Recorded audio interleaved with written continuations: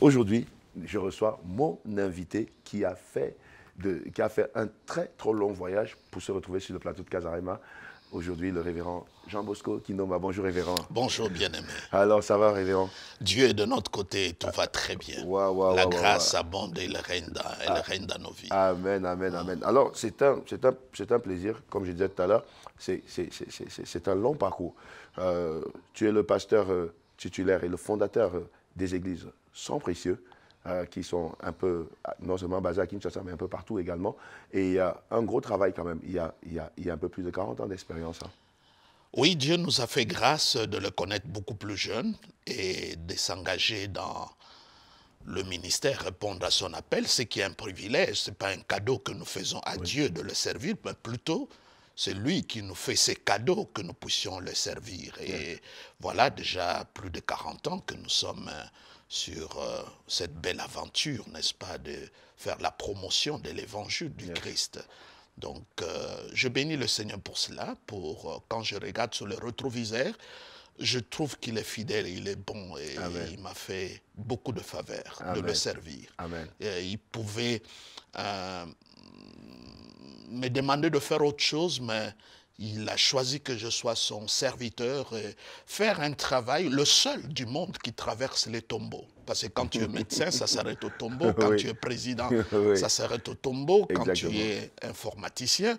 Mais le seul travail qui accompagne les gens au-delà du tombeau, c'est le travail de prêcher la bonne nouvelle de Jésus-Christ. Et c'est un privilège pour moi. À la fois, c'est une responsabilité, mais je vois ça déjà un privilège parce que Jésus-Christ ne l'appelle pas champ, il appelle ça moisson. Ça veut dire c'est la récolte. C'est comme ça que je conçois et c'est comme ça que je pense le ministère. Waouh, ça c'est extraordinaire. Je disais bien, un paquet d'intelligence et puis beaucoup d'expérience. Ben, on va venir sur les choses proprement dites parce que on dit le révérend JVK parle trop de la grâce. La grâce, la grâce, la grâce. Et les gens qualifient le message de la grâce comme étant un message qui camoufle le péché.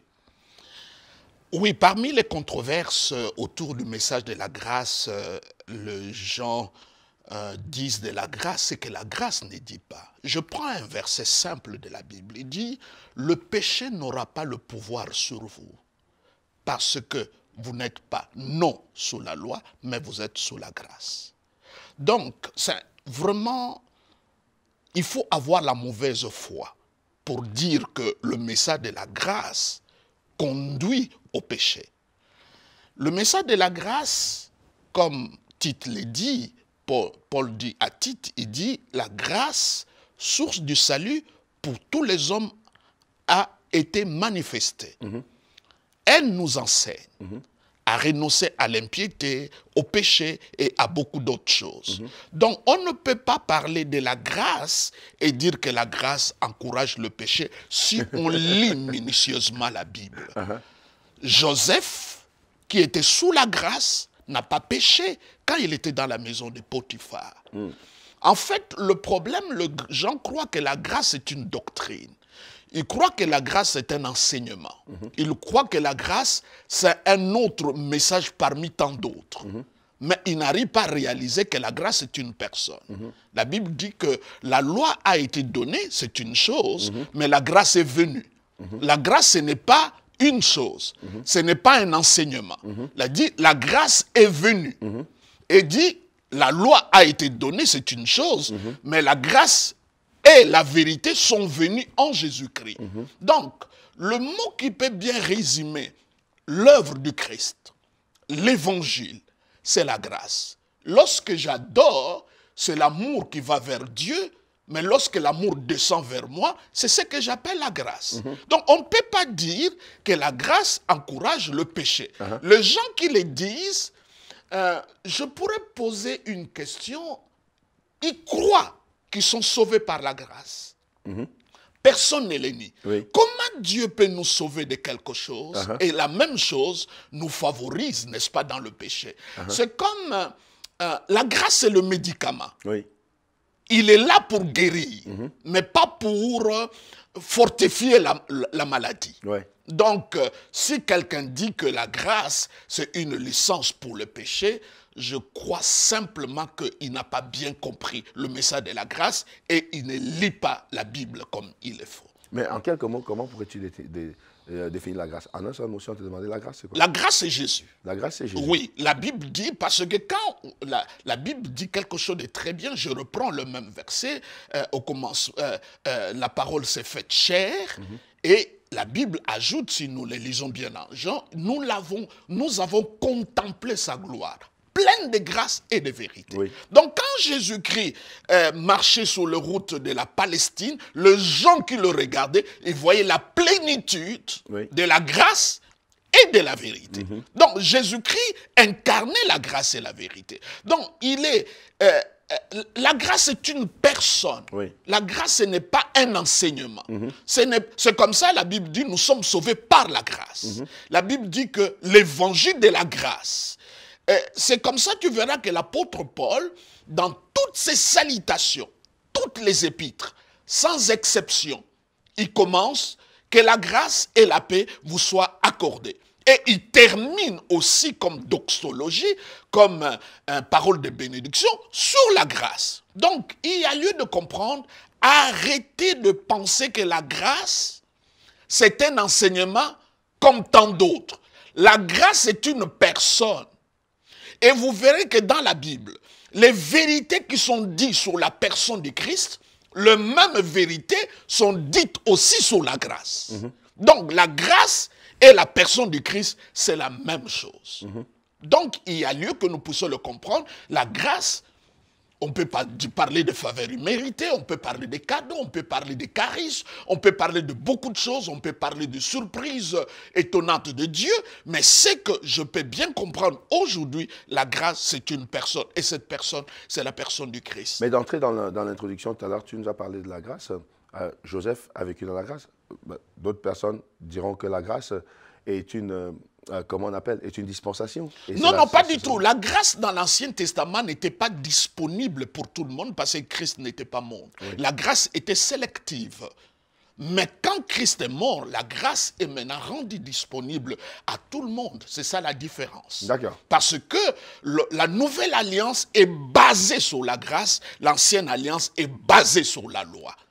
Donc la différence entre l'ancienne alliance et la nouvelle alliance, leurs bases sont différentes. On parle de l'ancienne alliance par rapport, n'est-ce pas, à la loi, à partir, n'est-ce pas, des monts de Sinaï, et nous parlons de la grâce qui est rendue disponible à tout le monde à partir de l'œuvre que Christ a accomplie sur la croix. Donc dans l'ancienne alliance, la grâce, n'est-ce pas, elle est sélective, n'est-ce pas? C'est comme ça que la première fois, on appelle ça en théologie la loi de la première mention, pour la première fois que le mot grâce a été utilisé.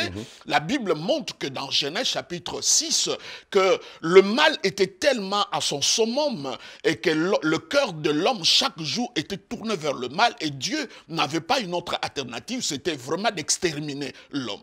Et la Bible dit à ce moment-là, Noé a trouvé grâce aux yeux de l'Éternel. Donc, si cette phrase-là ne se trouvait pas, on pouvait attribuer le salut de Noé par beaucoup de choses. Mais la Bible dit que Noé a trouvé grâce aux yeux de l'Éternel. C'est comme ça qu'il a été sauvé. Donc, on appelle ça la loi de la première mention. Oui. Quand un mot est mentionné pour la première fois, c'est ce mot-là qui définit le reste dans l'application, n'est-ce pas, de mots, dans ce qui va venir. Donc, il est important de croire, même aujourd'hui, si nous voulons nous sauver de tout ce qui est mauvais, de tout ce qui est impur, quelle que soit la situation familiale, dans ton entreprise, tu as besoin de la faveur et de la grâce de Dieu. Mais beaucoup de personnes diront aujourd'hui que la grâce, en fait, la plupart des personnes qui parlent de la grâce, c'est parce qu'ils refusent d'abandonner les travers de leur vie, la grâce face au péché ou la grâce contre le péché. Comment est-ce qu'on pourrait se situer? Est-ce que quand on a la grâce, on a, comme on dit, la liberté de faire ce qu'on veut faire? Non, le problème, la grâce, ce n'est pas la licence au péché, je le reprends encore très bien. Mais la grâce change notre motivation par rapport, n'est-ce pas, à ce qui concerne la sanctification. Ça veut dire, je ne me sanctifie pas par peur. Je vous ai donné l'exemple, j'ai dit, un homme qui dit à sa femme, à cause du sida, moi je ne peux plus sortir avec d'autres femmes. Cela veut dire, le jour qu'on va trouver le vaccin, il va, n'est-ce pas, reprendre cela. Mais celui qui dit, je ne sors pas parce que je t'aime ma femme, est motivé par l'amour. Parce que la grâce, c'est la manifestation de l'amour de Dieu. Donc, ce qui va me pousser à me sanctifier, ce n'est pas la peur de démons, ou la peur de tomber malade, ou la peur d'aller en enfer. Je l'aime tellement que la réponse de l'amour, c'est l'amour. La récompense de l'amour, c'est l'amour. Donc, je ne peux pas faire quelque chose qui est contraire à lui. Ça, c'est un. De deux, la Bible dit, si quelqu'un est en Christ, c'est une nouvelle créature. Les choses anciennes sont passées. Donc, je vis ma sanctification parce que je vais être la personne que je suis devenue en Jésus-Christ. Je ne sais pas si vous comprenez. Très bien. Je veux devenir la personne que je vais être la personne que je suis devenue en Jésus-Christ. Et j'aime ce passage de Thessaloniciens qui le dit très bien. Il dit, pour toi, homme de Dieu, fuis l'impudicité, fuis le péché, fuis. Il y a une liste. Oui. N'est-ce pas? Fuis. Et virgule, recherche la paix, la foi. Donc ça veut dire, le péché est ici, par exemple. Comment je dois le fuir? Je ne dois pas le fuir en restant en train de me résister au péché. Quand je recherche la paix, l'amour, la joie, je m'éloigne du péché. Ça veut dire que je suis motivé vers ce qui est positif au lieu de résister à ce qui est négatif. Donc, la sanctification dans la grâce, c'est de dire oui à Jésus, ce n'est pas de dire non au péché. Parce que qu'on reprenne un peu ce côté-là. La sanctification, ce n'est pas dire non au péché, mais c'est dire oui à Jésus-Christ. Parce que quand je recherche la paix, je suis que dans ce qui est positif. Je dois aimer ma femme. Je dois aimer mon semblable. Je dois faire ce qui est bien. Je m'éloigne du péché. Mais la sanctification telle qu'elle est prêchée comme des pharisiens, ça veut dire que tu résistes. Mais tu finiras à tomber un jour. Et en restant là. En restant là. Motivé par la peur. Oui. Et les manipulateurs aiment ça. Oui. Ils aiment ça, créer la peur, la panique. Et c'est là, n'est-ce pas, ils se sentent beaucoup plus à l'aise. Et c'est comme ça qu'ils n'aiment pas le message de la grâce. Mais révérend, pourquoi aujourd'hui, en fait, j'ai beaucoup aimé l'entame. Les gens croient qu'ils sont sauvés par la grâce. Les gens croient que Dieu les réveille chaque matin par la grâce. Les gens croient qu'ainsi... Mais pourquoi il y a cette controverse avec le message de la grâce? L'homme veut toujours mériter quelque chose. C'est ça l'orgueil de l'homme. Parce que quand tu mets la grâce, le centre de gravité, c'est Christ. Ce n'est plus l'homme. Ce n'est pas la méritocratie. Ce n'est pas ce que je fais, c'est ce que lui, il a fait. Ce n'est pas mes larmes, ce sont ses larmes à lui. Ce n'est pas mon travail, c'est son travail à lui. Donc la base sur laquelle Dieu me bénit, ce n'est pas ce que moi je fais, mais ce que Christ a fait. Et ce que moi je fais n'est pas la racine, mais c'est le fruit. Est-ce que vous comprenez? Ça, c'est très important. Donc, quand quelqu'un parle de la grâce, c'est christocentrique. Il met Jésus-Christ au centre. Rien de moi, tout de lui. Je ne mérite rien. Mais l'homme, dans sa nature, il veut mériter.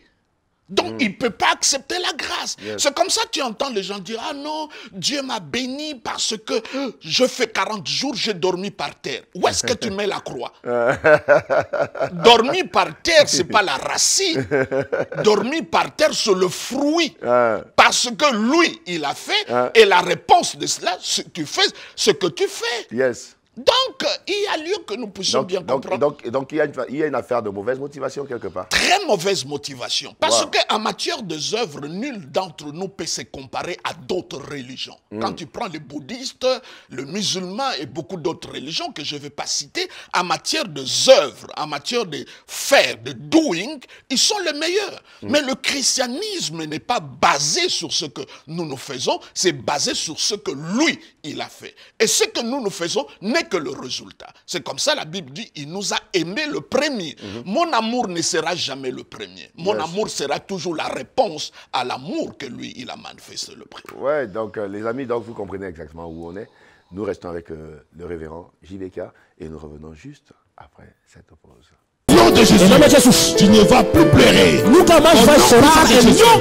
Sandorobosa Kababa. Sherabosa. L'église Résurrection organise une grande veillée de puissance le vendredi 15 mars de 23h30 à 5h du matin sous le thème le pouvoir des hôtesses. avec comme invité spécial le prophète Blaise Manza.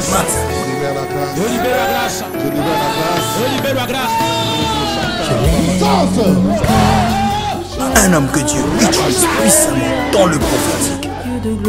Je vois l'esprit de mort. Il a sa demeure. Il s'abaisse pour regarder les cieux. Que la vie entre maintenant dans ta vie. Que la vie entre dans ta vie. Il est également le mentor de plusieurs leaders de la francophonie chrétienne. Accompagné de l'hôte de la soirée, l'apôtre Douglas Kionchika. L'événement se déroulera au 22 rue Honoré Ourcel 94 290 Villeneuve-le-Roi à la porte 29.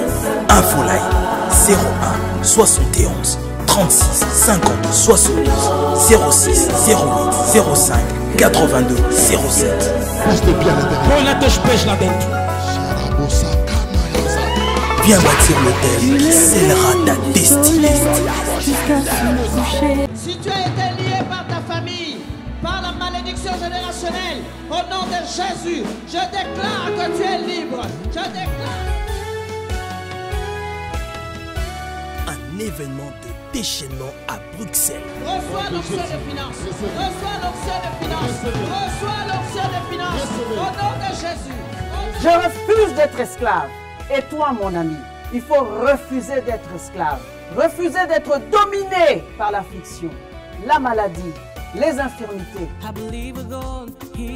Une journée extraordinaire qui a pour thème « Je refuse d'être esclave » avec une femme potentiellement puissante, la femme sage, le pasteur Nicole Kamanda. Sache prier pour ton couple, pour ton mari. Sois une femme prévoyante, avant-gardiste.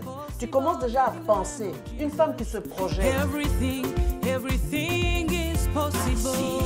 16h30 à 19h30 à l'église Praise Center au 54 rue Gate 1070 Bruxelles. Lève-toi et refuse d'être esclave. Mais je déclare qu'il n'y aura pas de mort dans ta famille. Il n'y aura pas de mort au nom de Jésus. Eh bien, nous sommes de retour sur le plateau de Casarema, les amis, avec le révérend Jean-Bosco Kindomba du Sang Précieux Kinshasa. Les amis, aujourd'hui, nous parlons un peu, nous allons dans la profondeur de la grâce, comprendre réellement le message, l'évangile de la grâce. Aujourd'hui, nous étions en train de parler, juste avant la pause, la controverse et puis la malcompréhension, ou je dirais encore l'illettrisme biblique, vient sur le fait que les gens prônent beaucoup plus la méritocratie, selon les dires du révérend. Je crois que je ne suis pas en train d'écorcher ce que le révérend dit. Les hommes aiment mériter. Ils veulent mériter quelque chose, alors que dans la grâce, on ne mérite pas. Un jour, les gens se sont approchés de Jésus-Christ, ils ont posé une question simple, dit qu'est-ce que nous devons faire pour faire l'œuvre de Dieu? Ils ont cru que Jésus allait dire, aller à gauche, à droite. Oui. Il a dit, faire l'œuvre de Dieu que vous croyez à celui que Dieu a envoyé. Donc le pivot, c'est de croire à ce que Christ. C'est comme ça, le christianisme aujourd'hui s'est affaibli. Pourquoi? Parce que c'est un christianisme de comportement. Oui. Ne fais pas, ne touche pas, ne va pas dans tout cela. Ça, vous le trouvez dans toutes les religions. En quoi nous serons différents? C'est la croyance. Nous devons, au lieu de bâtir les comportements, bâtissons les croyances. Parce que quand quelqu'un, sa croyance change, changera son comportement. La Bible dit, sans la foi, il est impossible d'être agréable à Dieu. Yes. On ne parle pas du comportement. Donc, d'abord, ce sont les croyances. Donc, il est important pour nous de bien fixer le curseur. C'est comme ça, aujourd'hui, avec le combat spirituel, les liens, les démons, les envoûtements, toutes ces choses-là, c'est vrai. Mais avant la croix et après la croix, est-ce que c'est la même chose? C'est ça des questions que nous devons poser. Est-ce que c'est la même chose? Pourquoi Jésus-Christ est mort? Pourquoi il s'est incarné? Qu'est-ce qu'il est allé faire dans les séjours de mort? Pourquoi les 40 jours après la résurrection? Qu'est-ce qu'il fait à la droite du Père? Prenez tous ces paquets-là, mettons ça dans notre croyance. Malheureusement, Nous ne voyons pas ça. La Bible dit, si Jésus-Christ n'était pas ressuscité, notre foi est vaine et notre prédication est vaine. Donc le curseur de notre croyance, nous devons le mettre sur la résurrection. Mais aujourd'hui, la plupart des passages que nous utilisons n'ont rien à voir avec la nouvelle alliance, n'ont rien à voir à la vie après la croix. Parce que la foi ou la vie avec Dieu avant et après la croix, il y a une grande différence. Donc, le problème c'est cela. Plaçons Christ au centre de tout. J'ai mis une histoire dans la Bible. Les deux co-détenus de Joseph, l'un d'eux, c'était les chansons du roi. Oui. Il a rêvé comme quoi il apportait vers le roi, n'est-ce pas, une coupe, n'est-ce pas, de vin, comme il était les chansons. Et ce coupe de vin, il a pris trois grappes de raisin et qu'il a pressé, il a donné au roi. Et Joseph a dit, non, non, dans 3 jours, toi, tu seras rétabli. Et l'autre qui dit, non, moi aussi j'ai rêvé que j'avais, c'est un palettier, donc celui qui apporte le pain, j'avais un corbeil, sur ce corbeil, il y avait du pain, mais au-dessus du pain, j'ai mis des friandises. Quand tu prends le vin, c'est le sang du Christ, quand tu prends le pain, c'est la chair du Christ. Quand vous cherchez à ajouter le friandise qui sent bon, la Bible dit, il dit, toi, comme tu as ajouté sur l'œuvre parfaite, totale, complète du Christ, tu vas en mourir. Tu vas en mourir. Voilà. N'ajoutez rien. Comment quelqu'un peut dire, même si Jésus-Christ a dit tout est accompli, il y a des réalités de nos familles. Comment on peut pousser notre orgueil quand lui il a dit tétélestai, c'est accompli, c'est fini. Et nous disons, malgré ça, il y a les réalités de nos familles. Non, mes amis. Et maintenant, voilà, on va un peu aller dans cette histoire de délivrance. Et maintenant, qu'est-ce qui fait que quelqu'un dit, ok, je donne ma vie à Jésus aujourd'hui, et à la seconde, et en fait, des jours après, quand on prie pour lui, les démons se manifestent. Il n'a jamais accepté Jésus-Christ. Il ne faut pas jamais dire parce qu'un morceau de bois a traîné dans l'eau qui devient un poisson. Parce que le seul message qui peut faire que quelqu'un devienne enfant de Dieu, c'est le message autour de la personne et de l'œuvre de Christ. Vous ne pouvez pas prêcher quelqu'un les démons et à la fin de la prédication dit, si tu veux que le démon ne puisse pas avoir l'impact sur toi, acceptez Jésus. Ça devient une formule. Vous ne pouvez pas prêcher le mariage et à la fin, comme vous vous réveillez pour avoir un bon mariage, accepter Jésus-Christ. Mais ce n'est pas ça le message. Pour que quelqu'un devienne enfant de Dieu, le message c'est sur la personne et sur l'œuvre de Dieu. Et vous avez dans l'église des gens remplis qui prétendent être des enfants de Dieu, mais le message qui sauve, qui crée la foi, ils ne l'ont jamais écouté. Vous avez prêché mariage, vous avez prêché leadership, vous avez prêché le dévouement personnel, vous avez prêché comment. La question, ce n'est pas comment, la question, c'est qui. C'est ce qui est fondamental. Donc, il est important de savoir que la plupart des choses qui sont prêchées dans nos églises n'ont rien à voir avec l'évangile. Quand tu lis la Bible, dit l'évangile qui concerne son fils Jésus-Christ. Jésus-Christ a dit, vous lisez les Écritures, vous croyez en elle et la puissance. Elle rend témoignage de moi. Qu'est-ce que Jésus-Christ a dit lorsqu'on a mis le parfum sur sa tête? Il dit, partout où la bonne nouvelle sera prêchée, on parlera de cette femme. Ça veut dire quoi? Partout où l'évangile sera prêché, d'abord, le parfum, c'est sur la tête du Christ. Mais aujourd'hui, les messages sont prêchés en réaction des besoins du peuple. Nous devons répandre le parfum au pied du Seigneur, sur la tête du Seigneur, et le peuple qui est dans la salle va en aller l'odeur de la guérison, de miracles et de tout ce que vous voulez. Mais le message est d'abord sur Christ. Prenez simplement les épîtres. Prenez chaque chapitre de chaque épître de Paul. Combien de fois on a cité le nom de Jésus? Aujourd'hui, les gens parlent n'importe quoi et à la fin ils disent au nom de... C'est comme Jésus-Christ a dit, vous avez, on ne met pas du drap neuf, un morceau de drap neuf dans le vieux vêtement. La plupart de nos messages, ce sont de vieux vêtements. Ça, c'est l'ancienne alliance. Et quelque part, nous mettons un peu de drap neuf. Le nom de Jésus, de temps en temps la croix, De temps en temps, le sang de Jésus. Mais la structure totale du message, c'est un vieux vêtement. Donc, en fait, selon le révérend aujourd'hui, tous les messages que les gens donnent, ce sont des faux messages. Ce n'est pas l'évangile. L'évangile concerne Christ. Ce n'est pas l'évangile. Ce n'est pas l'évangile. Les messages de la foi, ce n'est pas l'évangile. La foi n'est pas un message. La Bible dit la foi vient de ce qu'on entend. Ce qu'on entend vient de la parole du Christ. Pourquoi nous prêchons la foi? Parce que le message qui devait porter la foi n'est pas prêché. Dites-moi dans quel évangile tu as vu quelqu'un à participer dans un séminaire sur la foi. Il n'y en a pas. La femme qui avait la perte du sang, vous savez, la Bible dit, ayant entendu parler de Jésus. Oui. Ayant entendu parler de Jésus. Quand vous prenez, il y a une histoire dans les Actes que j'aime beaucoup. Je crois que c'est Actes chapitre 16. Il y avait un impotent, un homme qui n'a jamais marché. La Bible dit, lorsqu'il a écouté Paul, Paul a vu qu'il avait la foi. Est-ce que Paul a prêché sur la guérison? Non. Est-ce qu'il a prêché sur la foi? Non. Est-ce qu'il a prêché sur le miracle? Non. Mais le salut précédent, il a parlé sur la résurrection du Christ. C'est ça qui a créé la foi dans le cœur de cet homme. Et maintenant, donc, en fait, l'Église devrait s'asseoir normalement et ouvrir la parole, parler de la croix, parler de Jésus. De Christ, c'est ça. C'est comme ça, on ne dit pas anti-Dieu, on dit antichrist. On dit antichrist. Il n'y a pas de christianisme sans Christ. La Bible dit que c'est quelque chose de formidable. Car sa divine puissance nous a donné à tout ce qui contribue à la vie par la connaissance de Christ.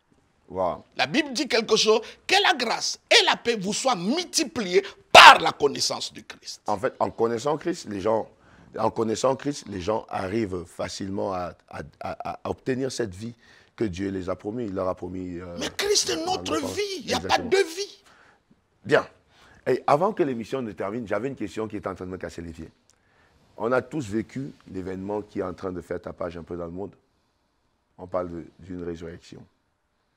Qu'est-ce que le révérend dit? Parce que le révérend connaît bien Avlokao. C'est mon fils. Voilà, c'est ton fils. Et ton fils a été vu dans tous les réseaux sociaux en train de faire une résurrection. C'est quoi le point de vue du révérend par rapport à cette résurrection? Bon, le problème autour de cela, moi j'aime bien parler autour de la parole. La Bible dit, un témoignage doit être accepté quand il y a deux positions de deux ou de trois témoins, surtout quand il s'agit d'un homme de Dieu. Et la Bible aussi me parle aussi, je ne peux pas accuser quelqu'un si je ne l'ai pas écouté. Mais toi tu es son père quand même, tu le connais très bien, tu le connais très très bien. Et quand ça s'est passé, est-ce que tu as eu une nouvelle de lui? Non, pas du tout. Je cherche à entrer en contact avec lui. Entre-temps, je suis en voyage. Je cherche à entrer en contact avec lui. Je n'ai pas reçu. Je pourrais même aller en Afrique du Sud. Parce que d'une manière ou d'une autre, je crois qu'il passe un moment difficile. Il a besoin de mon soutien, de mon aide. Quel que soit ce qui arrive. Je ne peux pas, d'une manière ou d'une autre, rejeter un frère, un fils. Je ne peux pas le renier. Je ne peux pas dire autre chose que ce que je veux entendre de lui. Si c'est vrai, je vais rapporter. Si c'est faux, je vais aussi rapporter. Mais mon amour n'a pas changé parce que... Mais qu'est-ce que la Bible dit? C'est un frère, je dois l'aimer. Oui, mais parce que là, en fait aujourd'hui, il est en pâture devant tout le monde.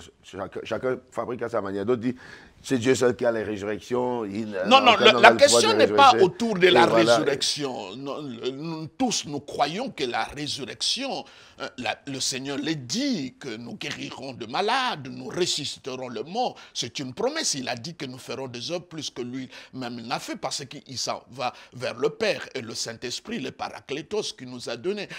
Mais ce que j'aimerais bien savoir, parce qu'il y a bien des zones d'ombre que je ne maîtrise pas autour de cette histoire. Oui.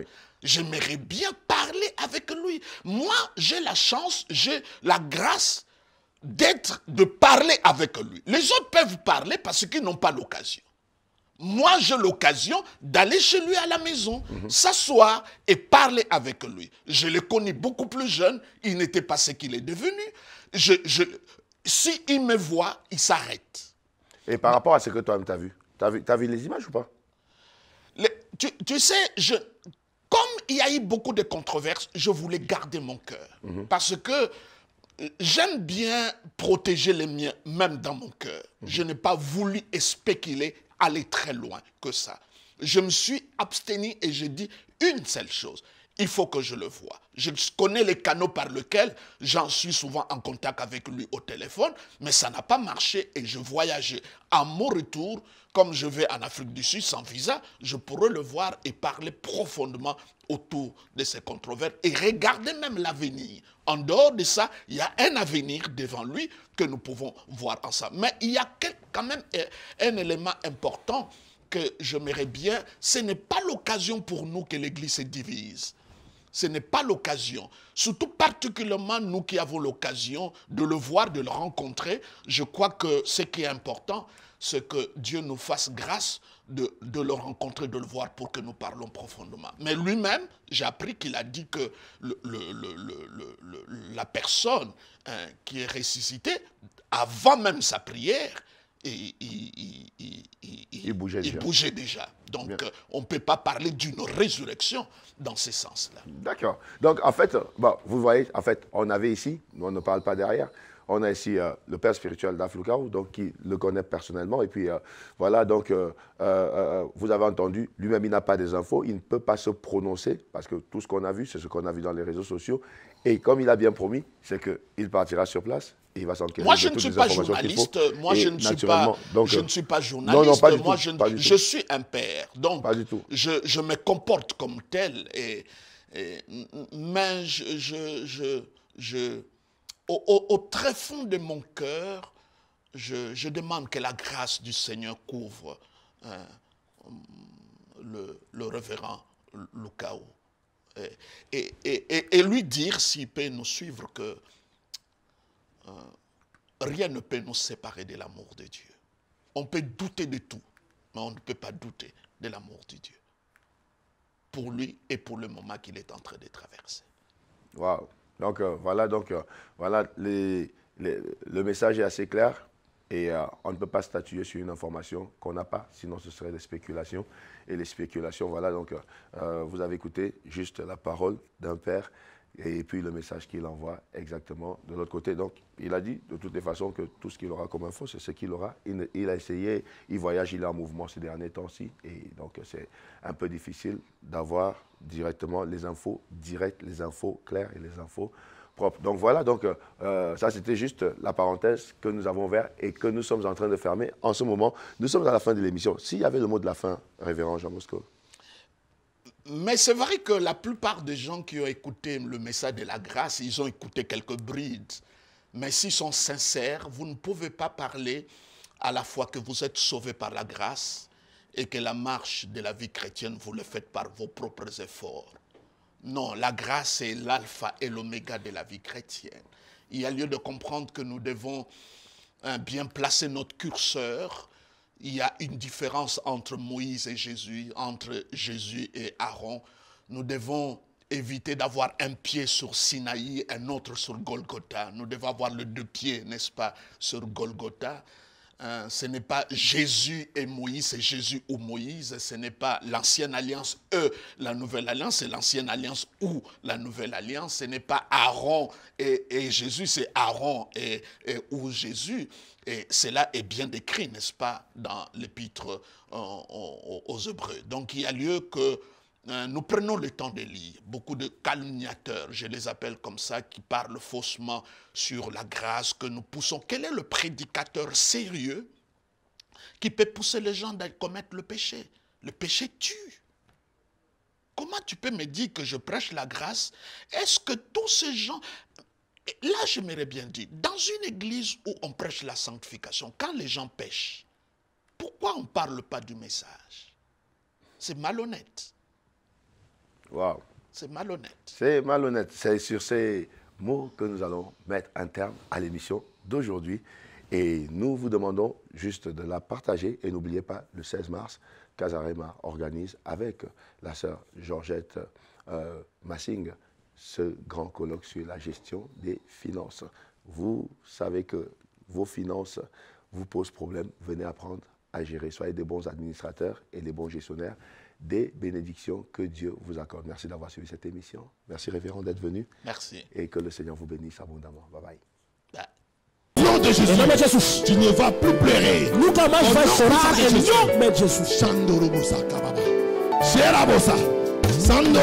L'église C'est Résurrection organise une grande veillée de puissance le vendredi 15 mars de 23h30 à 5h du matin sous le thème le pouvoir des hôtesses avec comme invité spécial le prophète Blaise Manza.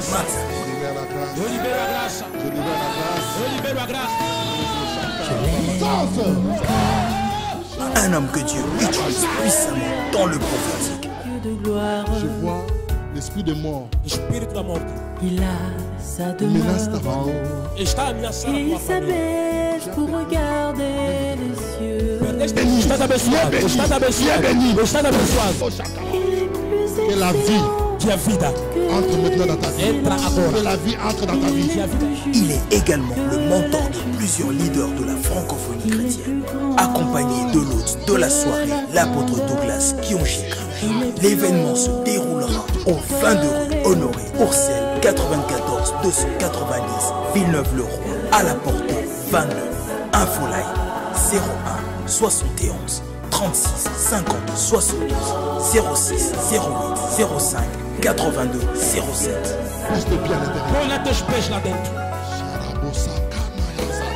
Viens bâtir l'hôtel qui scellera ta destinée.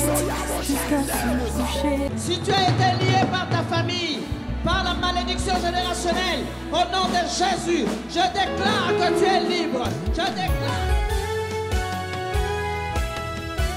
Un événement de déchaînement à Bruxelles. Reçois l'onction de finances. Reçois l'onction de finances. Reçois l'onction de finances. Au nom de Jésus. Je refuse d'être esclave. Et toi, mon ami, il faut refuser d'être esclave. Refuser d'être dominé par l'affliction, la maladie, les infirmités. Une journée extraordinaire qui a pour thème « Je refuse d'être esclave » avec une femme potentiellement puissante, la femme sage, le pasteur Nicole Kamanda. Sache prier pour ton couple, pour ton mari. Sois une femme prévoyante, avant-gardiste. Tu commences déjà à penser. Une femme qui se projette. Everything is possible. De 16h30 à 19h30 à l'église Praise Center au 54 rue Gate 1070 Bruxelles. Lève-toi et refuse d'être esclave. Mais je déclare qu'il n'y aura pas de mort dans ta famille. Il n'y aura pas de mort au nom de Jésus. Pour votre édification spirituelle, suivez des puissants témoignages, des puissantes prédications, des puissantes prières en live, des émissions chrétiennes, des clips top gospel. Abonnez-vous dès maintenant sur notre nouveau compte YouTube Casarema Satellite. La Bible dit que vous devez vous entretenir par des psaumes, des hymnes, des cantiques spirituels, chantant et célébrant de tout votre cœur les louanges du Seigneur. Dès à présent, abonnez-vous sur notre chaîne YouTube Casarema Satellite 2. Vous serez alerté en temps et en heure de chaque nouvelle vidéo. C'est très simple, en un clic, vous êtes abonné. Sa bonté est insondable, sa fidélité. Pour recevoir toutes nos vidéos en temps et en heure sur vos téléphones portables, tablettes, ordinateurs, n'hésitez pas de faire sonner la cloche de notification. Ainsi, vous serez informé en temps réel sur toutes nos publications. Et vous ne raterez aucune de nos vidéos. Casarema, le canal qui te transmet la vie. Casarema, la chaîne qui t'emmène dans la présence de Dieu. Alors, abonnez-vous massivement. Sa bienveillance